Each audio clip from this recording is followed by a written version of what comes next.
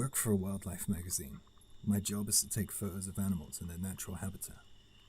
A normal working day for me would be setting up my tent on a mountain trail and waiting for animals to come along. I never use popular mountain trails, as animals would be too scared to come out if lots of people are around. I have never been frightened on the job, although I am often working alone in the dark. I've never had any troubles, until now.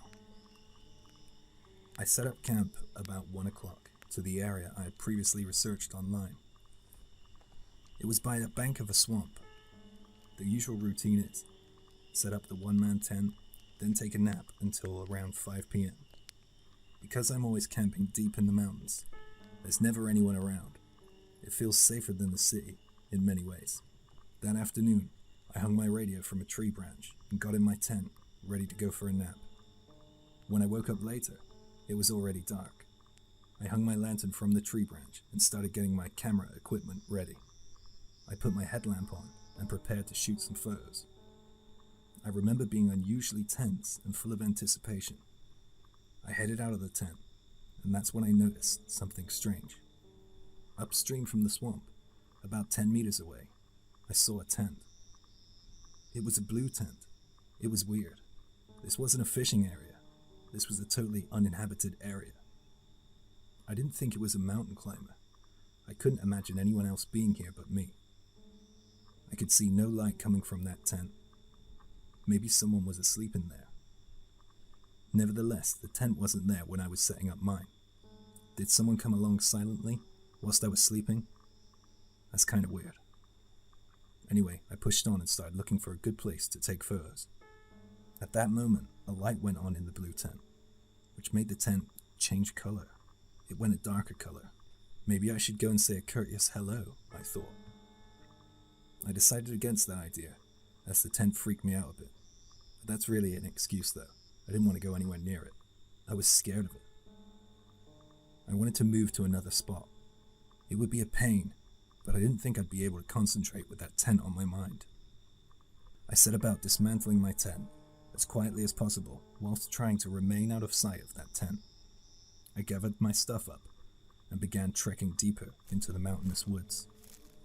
I must have walked over a kilometer alongside the swamp, up the mountain. I set up camp at the top of a steep hill. By the time I put my tent up again, it was unfortunately too late to do any photography. It was past 9 o'clock.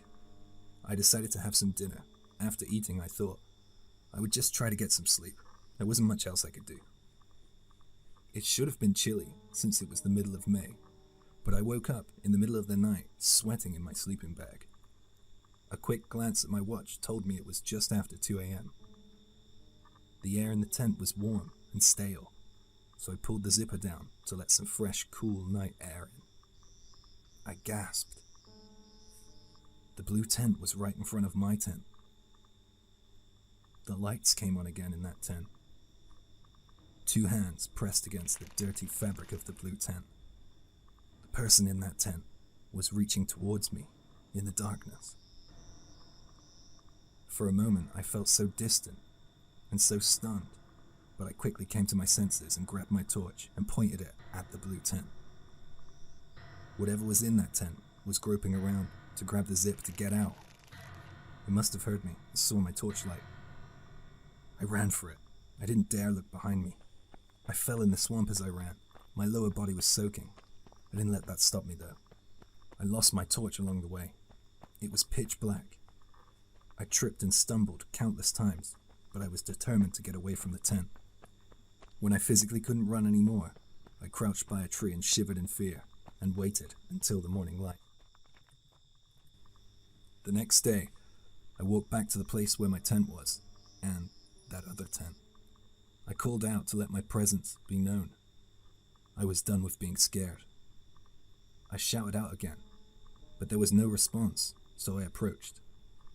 Both tents were still there. The blue tent looked a bit more worn and haggard. I looked inside my tent. It seems as if the person, or people, from the blue tent had left me a parting gift. A pile of bones. Human bones, animal bones, I have no idea. I don't do solo trips in the mountains or the woods anymore. This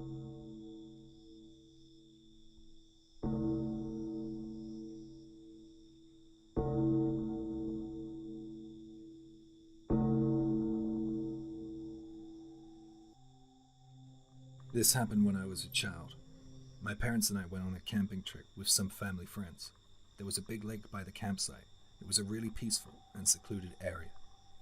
We all put our tents up close to the lake, and we were set to camp for 2 days. When night came, my friends were talking about doing some dares. The adults overheard us and told us not to do any dares at night because it might be dangerous. Of course, we all ignored our parents' advice. The dare was to walk around the lake by yourself with no flashlight. One of my friends offered to go first. We all waited in silence as she walked off into the darkness. She came back after a while. She wasn't frightened in the slightest. Finally, it came to my turn. They urged me forwards. I was nervous. I felt the pressure of my friends. I had to do it. It was so dark. I was getting really worried. I was walking around the lake. I could only hear the sounds of nature until I heard footsteps approaching me. I prepared myself as best I could for whoever was coming towards me. It looked like it was one of my parents' friends. He was walking towards me with a flashlight. I knew him. I was relieved. I waved at him as he approached. He strolled towards me. Here. He handed me something. It was a lemon candy. I thanked him. You should eat that now, he said in a hushed voice. I told him I'd just brushed my teeth and I would eat it later. I put the candy in my pocket. He was shining the torch at me. I couldn't see his face clearly, and he had his hood up. Come with me, he said. It didn't sound normal. I said I had to go back to the tent. I thought it was weird, but he was a really nice guy, and I was enjoying camping with him and his family, and my family. When I got back to the tent, we all decided to get some sleep. I was lying in bed, holding that candy, and thinking of how I should thank him again tomorrow for it. So in the morning, I walked over to him, while he was drinking coffee, and thanked him for the candy again. "Lemon candy? What are you talking about? I didn't give you any lemon candy," he said. I thought he was just teasing me, trying to play a trick on me or something. But after a while, I could tell he wasn't joking. He said he wasn't at the lake that night. My mum came out of the tent. She had overheard our conversation. It just got weirder and weirder. I went back to my tent to get the lemon candy to show them it. All the parents and my friends looked concerned and frightened. Who was the person I met at the lake? I threw that piece of candy into the lake. As our families packed up our things, we got out of there as soon as we could.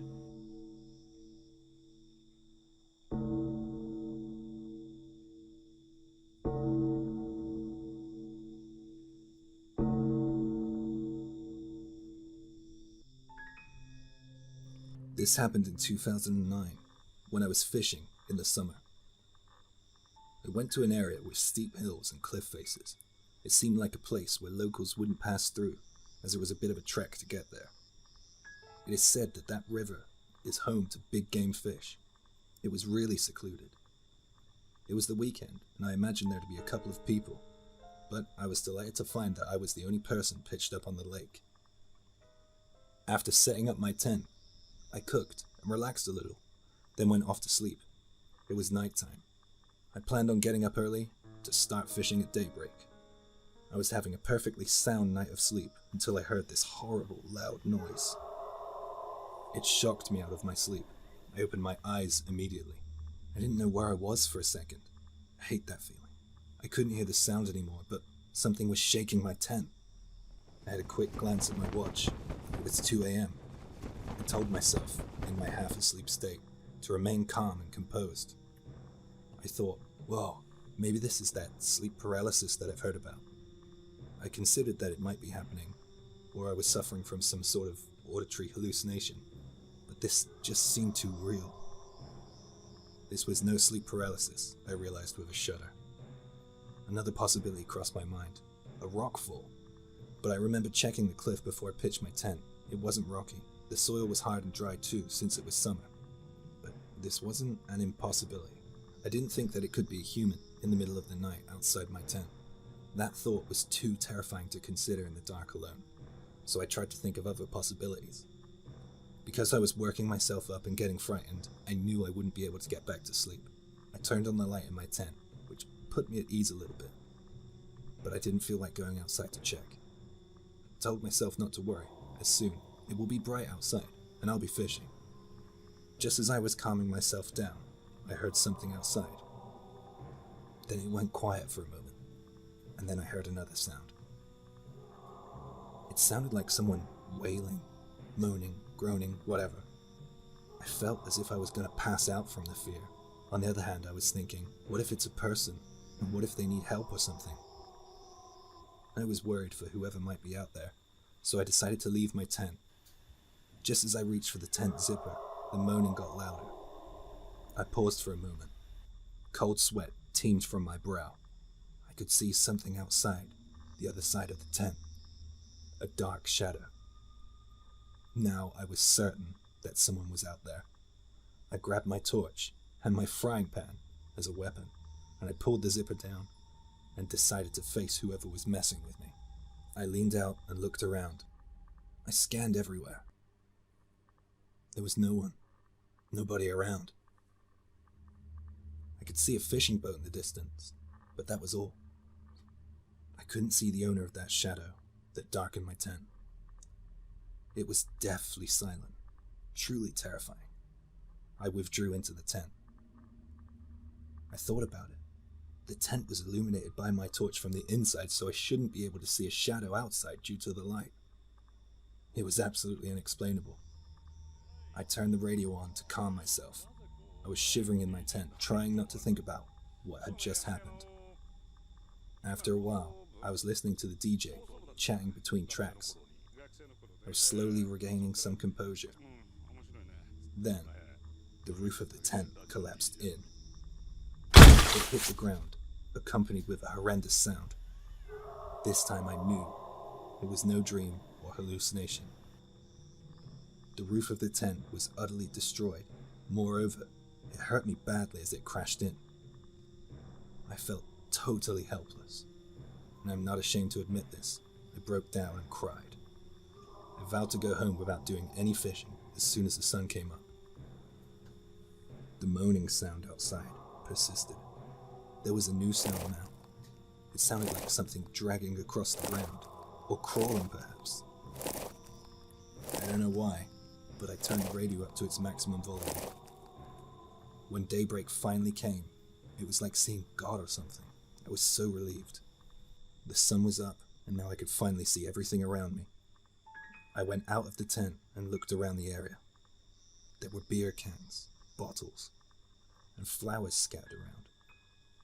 I hurriedly folded up the remnants of my busted tent, but then I stopped in my tracks when I realized there was blood on the outside of it, as if someone had smeared it there. Above, on the cliffs, there was probably a road at some point. I wondered if there had been an accident there. Maybe someone passed away in the area I set up camp, and perhaps due to the nature of their death, they became that horrible thing that tormented me. I didn't know what else to do. I offered my remaining whiskey to whatever spirit might be around. This little offering, in my mind, was supposed to ease their passing and wish them happiness in their new life. I choose to believe this version because the reality of some people or a person out there in the middle of nowhere messing with me and my tent in the middle of the night is just too terrifying to consider.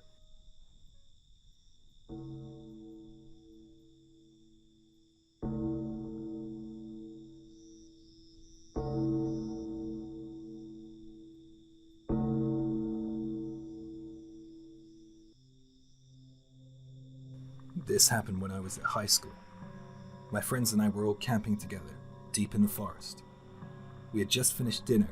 We were clearing things up and joking around when I heard a huge thud. By the expressions of my friends' faces, I was certain that they had heard it as well. It sounded as if something had fallen by our tent. It was dark. We grabbed some flashlights and went in search of the source of the thud. There was something big and white laying on the ground. It looked like an animal. We were freaking out. We shone our torches at it from a distance.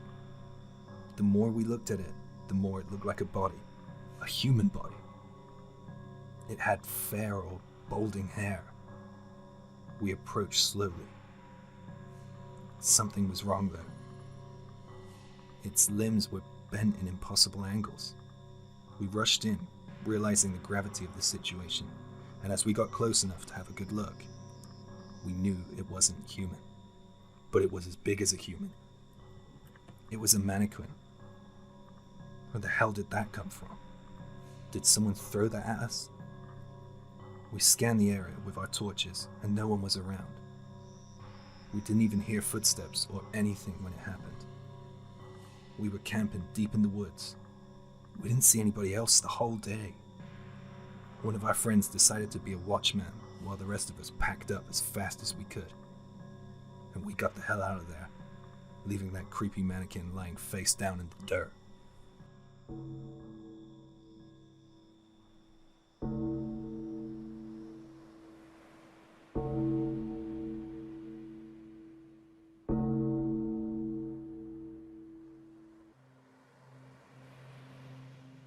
A few years back, a bunch of friends and I went camping in Ibaraki during spring vacation. It was May. The weather was good. My friends go to this camp basically every year, but this was my first time. I hadn't been camping with these guys before, but I was excited to join them. But they sold it to me well. They said the beach is beautiful. They said that there is usually not that many people around on the beach, so we could do whatever we felt like without others bothering us or annoying us. After coming off National Highway 51 and going down a narrow road for a few hundred meters, we arrived at the beach. We saw a family camper van just by the entrance to the beach, so we decided to pitch up away from them by about 200 meters. By lunch, the beach was full of surfers, but by dinner time, they had all cleared off. The beach was empty, as far as the eye could see, except for the family camper van, just us and them. As there were no lights around and it was so quiet, I fell asleep way faster than usual. We all slept in the same tent. 3 of the guys slept side by side, and I slept at the bottom, by their feet, near the zipper of the tent. I woke up in the middle of the night with a desperate urge to pee. I checked the time on my phone and it was just past 2 a.m. I have never been one of those people who are afraid of the dark or superstitious in any way. So that night, I was just listening to the waves as I was getting up. It was really relaxing. The only problem was I heard another sound. It was clear and distinct, and it made me freeze in my sleeping bag. It was coming from no more than 5 meters away. It was a strange sound. It was getting closer to our tent. From the weight and the interval between each sound, I intuitively felt it was footsteps. We couldn't see any light outside the tent. Walking along a sandy beach with no light, that's a bit strange, I thought. We were a good distance away from the family camper van, so I thought they would have no reason to be walking so close to our tent. Plus, I heard the footsteps coming from the opposite direction. Is this a person? It sounds human, with its slow and deliberate steps. My head was spinning. I was sweating in the darkness of the tent, but I didn't dare move a muscle. It was already too late. I could hear those footsteps circling our tent. They sounded as if they were right outside, no more than 10 centimeters away. Whatever it was, just kept circling our tent clockwise. The f*** are you doing? I wondered. What do I do? I thought of trying to wake one of my friends, but I didn't want to make a sound. I was too afraid to leave my sleeping bag, and I fought the urge to go to the bathroom, and just tried to stay as still as possible. I hoped and prayed that the footsteps would go away, but things got worse. The footsteps continued circling clockwise, going around and around. Then something occasionally prodded the thin layer of fabric on our tent, like a hand, testing for a weak point of entry. The metal pole supporting the tent began to creak and bend. It made a horrible sound. I tried thinking of a song in my head and kept repeating the lyrics and the melody over and over. Just ignore it. It will go away, I told myself. I closed my eyes tightly. It was bright outside my tent. I must have drifted off. I was so relieved. I ran out there quickly to pee, idiotically forgetting about last night. I looked back at the tent and saw footprints. I will never understand this, but the footprints came from the sea and led back to the sea. I immediately woke my 3 friends up and told them what had happened, and we decided to get the hell off of that beach. The next night we stayed in the area, with loads of camper vans and other tourists.